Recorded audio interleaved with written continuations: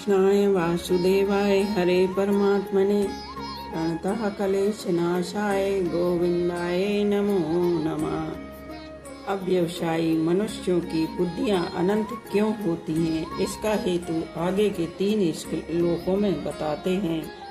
यामी माम पुष्पिताम वाचम प्रददत्य विपश्चितः वेदवादरतः पार्थ नान्यदस्तीति वादिनः कामात्मना स्वर्गपरा जन्म कर्म फल प्रदाम क्रिया विशेष बहुलाम भोगस्व वर्य गतिम प्रति। कामात्मना वे कामनाओं में इतने रचे पचे रहते हैं कि भी कामना रूप ही बन जाते हैं। उनको अपने में और कामना में भिन्नता ही नहीं दिखती। उनका तो यही भाव होता है कि कामना के बिना आदमी जी नहीं सकता, कामना के बिना कोई भी काम नहीं हो सकता। कामना के बिना आदमी पत्थर की तरह जड़ हो जाता है, उसको चेतना भी नहीं रहती। ऐसे भाव वाले पुरुष कामात्मना हैं। स्वर्ग पर स्वर्ग में बढ़िया से बढ़िया दिव्य भोग मिलते हैं, इसलिए उनके लक्ष्य में स्वर्ग ही सर्वश्रेष्ठ होता है और वे उसकी प्राप्ति में ही रात दिन लगे रहते हैं। वेद बादरता पार्थ नान्य दस्तीति वादिन, वे वेदों में कहे हुए सकाम कर्मों में प्रीति रखने वाले हैं, अर्थात वेदों का तात्पर्य वे केवल भोगों में और स्वर्ग की प्राप्ति में मानते हैं, इसलिए वे वेदवादरता हैं। उनकी यामाम पुष्पिताम वाचम प्रदत्ते विपश्चिता, जिनमें सत असत नित्य अनित्य अविनाशी विनाशी का विवेक नहीं है, ऐसे अविवेकी मनुष्य वेदों की जिस वाणी में संसार और भोगों का वर्णन है, उस पुष्पित वाणी को कहा करते हैं। जन्म कर्म फल प्रदाम, या वह पुष्पित वाणी जन्म रूपी कर्म फल को देने वाली है, क्योंकि उसमें सांसारिक भोगों को ही महत्व दिया गया है। उन भोगों का राग ही आगे जन्म होने में कारण है। क्रिया विशेष बहुलाम भोगस्व वीर्य गतिम प्रति, वह पुष्पित अर्थात दिखाऊ शोभायुक्त वाणी भोग और ऐश्वर्य की प्राप्ति के लिए जिन सकाम अनुष्ठानों का वर्णन करती है, उनमें क्रियाओं की बहुलता रहती है, अर्थात उन अनुष्ठानों में अनेक तरह की विधियां होती हैं, अनेक तरह की क्रियाएं करनी पड़ती हैं, अनेक तरह के पदार्थों की जरूरत पड़ती है एवं शरीर आदि में परिश्रम भी अधिक होता है। भोगस्व वर्य प्रसक्तानाम तयापहत चेतसाम व्यवसायत्मिका बुद्धि समाधौ न विधीयते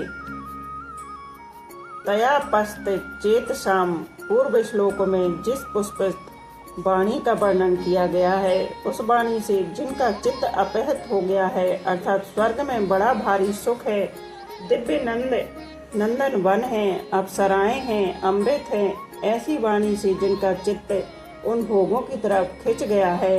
भोगस्वर्य प्रसक्ता नाम शब्द स्पर्श रूप रस और गंध ये 5 विषय, शरीर का आराम, मान और नाम की बढ़ाई, इनके द्वारा सुख लेने का नाम भोग है। भोगों के लिए पदार्थ, रुपए पैसे, मकान आदि का जो संग्रह किया जाता है, उसका नाम ऐश्वर्य है। इन भोग और ऐश्वर्य में जिनकी आसक्ति है, प्रियता है, खिंचाव है, अर्थात इनमें जिनकी महत्व बुद्धि है, उनको भोगैश्वर्य प्रसक्ता नाम कहा गया है। जो भोग और ऐश्वर्य में ही लगे रहते हैं, वे आसुरी संपत्ति वाले होते हैं, कारण कि असु नाम प्राणों का है और उन प्राणों को जो बनाए रखना चाहते हैं, उन प्राण पोषण परायण लोगों का नाम असुर है। वे शरीर की प्रधानता को लेकर यहाँ के अथवा स्वर्ग के भोग भोगना चाहते हैं। व्यवसात्मिका बुद्धि समाधौ न विधीयते, जो मनुष्य जन्म का असली ध्येय है, जिसके लिए मनुष्य शरीर मिला है, उस परमात्मा को ही प्राप्त करना है, ऐसी व्यवसात्मिका बुद्धि उन लोगों में नहीं होती। तात्पर्य यह है कि जो भोग भोगे जा चुके हैं, जो भोग भोगे जा सकते हैं, जिन भोगों को सुन रखा है और जो भोग सुने जा सकते हैं, उनके संस्कारों के कारण बुद्धि में जो मलिनता रहती है, उस मलिनता के कारण संसार से सर्वथा विरक्त होकर एक परमात्मा की तरफ चलना है, ऐसा दृढ़ निश्चय नहीं होता।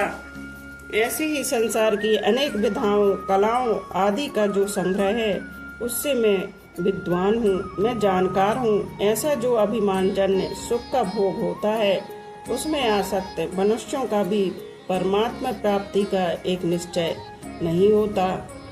विशेष बात, परम दयालु प्रभु ने कृपा करके इस मनुष्य शरीर में एक ऐसी विलक्षण विवेक शक्ति दी है, जिससे वह सुख दुख से ऊंचा उठ जाए, अपना उद्धार कर ले, सबकी सेवा करके भगवान तक को अपने वश में कर ले। इसी में मनुष्य शरीर की सार्थकता है। परंतु प्रभु प्रदत्त इस विवेक शक्ति का अनादर करके नाशवान भोग और संग्रह में आसक्त हो जाना पशु बुद्धि है। कारण कि पशु पक्षी भी भोगों में लगे रहते हैं, ऐसे ही अगर मनुष्य भी भोगों में लगा रहे तो पशु पक्षियों में और मनुष्य में अंतर ही क्या रहा। पशु पक्षी तो भोग योनि है, अतः उनके सामने कर्तव्य का प्रश्न ही नहीं है। परंतु मनुष्य जन्म में तो केवल अपने कर्तव्य का पालन करके अपना उद्धार करने के लिए ही मिला है, भोग भोगने के लिए नहीं। इसलिए मनुष्य के सामने जो कुछ अनुकूल प्रतिकूल परिस्थिति आती है, वह सब साधन सामग्री है, भोग सामग्री नहीं। जो उसको भोग सामग्री मान लेते हैं, उनकी परमात्मा में व्यवसात्मिका बुद्धि नहीं होती। वास्तव में संसार पदार्थ परमात्मा की तरफ चलने में बाधा नहीं देते। प्रत्युत वर्तमान में जो भोगों का महत्व अंतःकरण में बैठा हुआ है, वही बाधा देता है। भोग उतना नहीं अटकाते जितना भोगों का महत्व अटकाता है। अटकाने में अपनी रुचि नियति की प्रधानता है।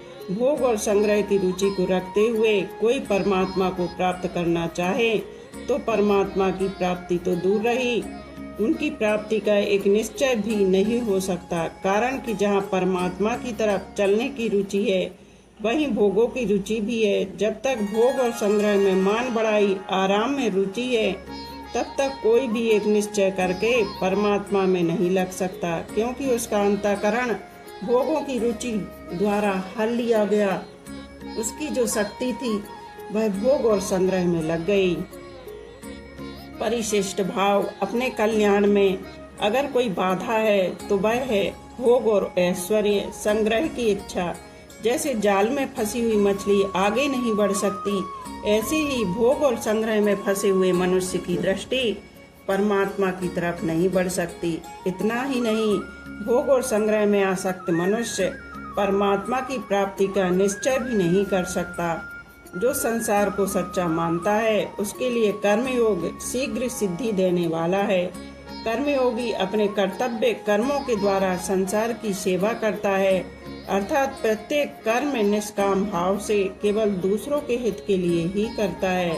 वह दूसरों के सुख से प्रसन्न सुखी और दूसरों के दुख से करुणित दुखी होता है।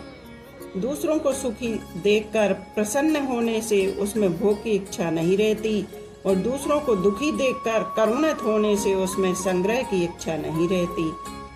किसी बात को पुष्ट करना हो तो पहले उसके दोनों पक्ष सामने रखकर फिर उसको पुष्ट किया जाता है। यहाँ भगवान निष्काम भाव को पुष्ट करना चाहते हैं, अतः पीछे के 3 श्लोकों में सकाम भाव वालों का वर्णन करके अब आगे के श्लोकों में निष्काम होने की प्रेरणा करते हैं।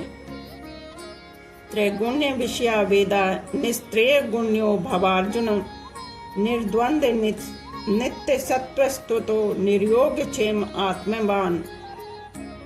त्रिगुण्य विषया वेदा, यहाँ वेदों से तात्पर्य वेदों के उस अंश से है जिसमें तीनों गुणों का और तीनों गुणों के कार्य स्वर्ग आदि भोग भूमियों का वर्णन है। जैसे हीरे के वर्णन के साथ साथ कांच का वर्णन किया जाए तो उसका तात्पर्य कांच की निंदा करने में नहीं है, प्रत्युत हीरे की महिमा बताने में है।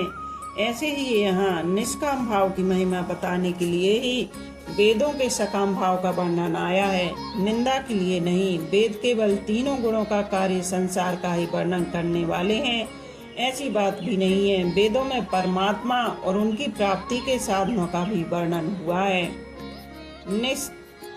निस्त्रय गुणों भवार्जुन, हे अर्जुन, तू तीनों गुणों के कार्य रूप संसार की इच्छा का त्याग करके असंसारी बन जा, अर्थात संसार से ऊंचा उठ जा। निर्द्वंद संसार से ऊंचा उठने के लिए राग द्वेष आदि द्वंद्वों से रहित होने की बड़ी भारी आवश्यकता है, क्योंकि यही वास्तव में मनुष्य के शत्रु हैं, अर्थात उसको संसार में फंसाने वाले हैं। निसत्वस्थः द्वंद्वों से रहित होने का उपाय यह है कि जो नित्य निरंतर रहने वाला सर्वत्र परिपूर्ण परमात्मा है, तो उसी में निरंतर स्थित रहे। निर्योग क्षेम, तुम योग और क्षेम की इच्छा भी मत रख, क्योंकि जो केवल मेरे परायण होते हैं उनके योग क्षेम का वहन मैं स्वयं करता हूँ। आत्मवान, तू केवल परमात्मा के परायण हो जा, एक परमात्मा प्राप्ति का ही लक्ष्य है। परिशिष्ट भाव, निर्द्वंद भाव वास्तव में जड़ चेतन, सत असत, नित्य अनित्य, नाशवान अविनाशी आदि का भेद भी द्वंद है।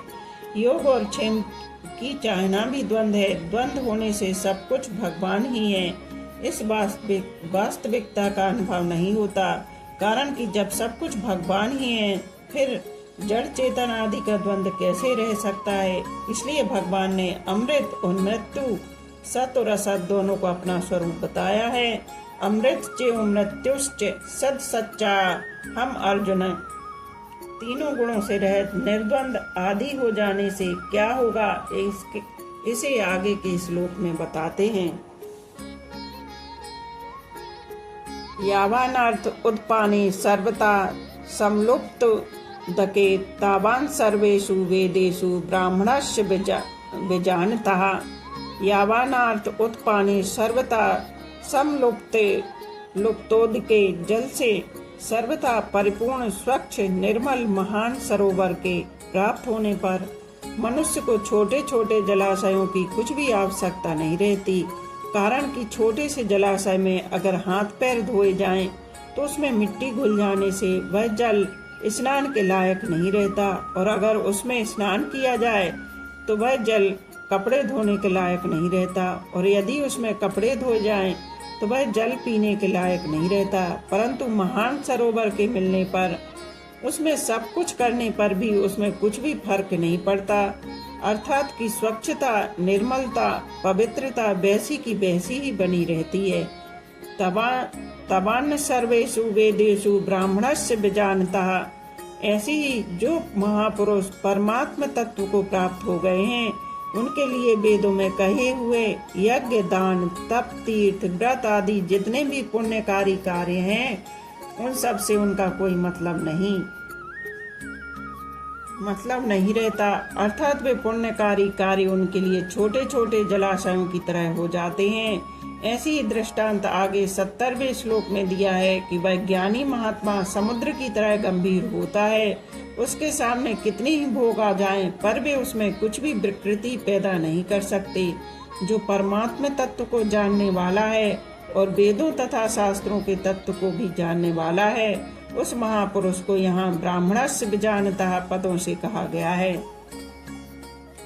सांसारिक भोगों का अंत नहीं है, अनंत ब्रह्मांड है और उनमें अनंत तरह के भोग हैं, परंतु उनका त्याग कर दें, उनसे असंग हो जाए तो उनका अंत आ जाता है। ऐसे ही कामनाएं भी अनंत होती हैं, परंतु उनका त्याग कर दें, निष्काम हो जाए तो उनका अंत आ जाता है। बोलो राधे राधे। शेष आगे का कल कहेंगे।